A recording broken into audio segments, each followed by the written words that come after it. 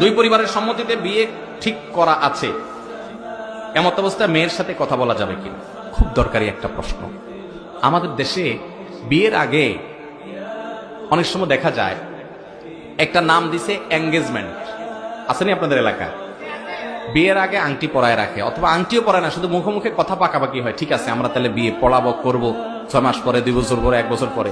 ওই এঙ্গেজমেন্টের পরে, আংটি পরানোর পরে অথবা কথা পাকাপাকি হওয়ার পরে ছেলে মেয়ে মনে করে তাহলে আমরা বোধহয় এখন জামাইবো হয়ে গেছে।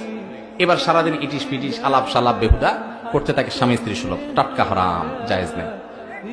যতক্ষণ পর্যন্ত আগদ না হয়েছে ততক্ষণ পর্যন্ত আপনারা স্বামী স্ত্রী হতে পারবেন।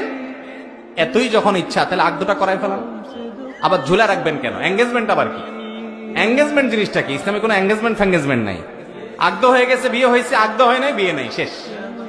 আমাদের দেশে এটা আরেক রোগ, যে বিয়ের কথা বলে ওই কলা দিয়া ঝুলায় রাখে।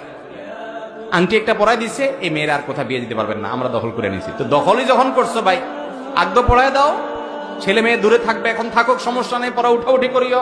তারা যে পারস্পরিক আলাপ সালাপ করবে সেটা হারাম না হয়। অতএব বিয়ের ইজাব প্রস্তাব কবুল হবে, খুতবা হবে, বিয়ে পড়ায় দিবেন। বিয়ে পড়ায় দিচ্ছেন, উঠায় নিবেন পরে, ঠিক আছে, হয়তো মেয়ের পরীক্ষা আছে, ছেলের পরীক্ষা আছে, থাক, পরে করেন আনুষ্ঠানিকতা। উঠায় নেওয়া নেই, পরে করেন, কিন্তু অন্তত বিয়েটা পড়ায় দেন। বিয়েটা